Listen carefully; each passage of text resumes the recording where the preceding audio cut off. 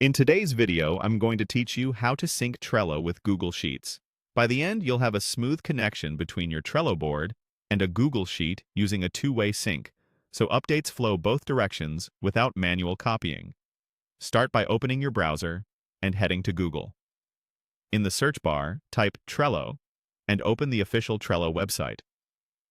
If you're not already signed in, go ahead and sign into your account so you can access your boards. Once you're in Trello, open the board you want to sync.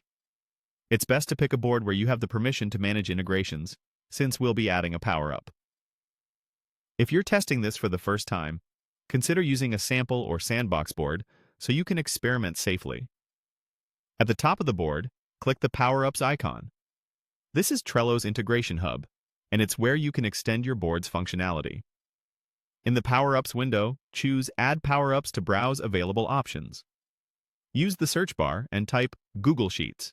Look for the option called Google Sheets plus Trello two-way sync. This integration, powered by Unito, is designed to mirror changes between Trello and Sheets, so edits in one place appear in the other. Click it to open its details. Select Add to install it on your board. You may see a confirmation area at the bottom of the window. Click Add again there to enable it fully. During this process, Trello might request permission to connect through the power-up. That's normal for integrations that sync data. Review the prompts and be ready to authorize access when the setup wizard appears later. After it's added, close the Power-Ups window to return to your board. You'll now see a new sync icon at the top, labeled with Unito. Click that icon to open the sync panel. At this point, the integration is ready to use. The on-screen wizard will guide you through connecting your Google account, choosing a specific spreadsheet and worksheet, and selecting which Trello fields you want to sync. A few quick tips as you proceed. Start with a fresh Google Sheet or a copy of your working sheet so you can verify the mapping cleanly.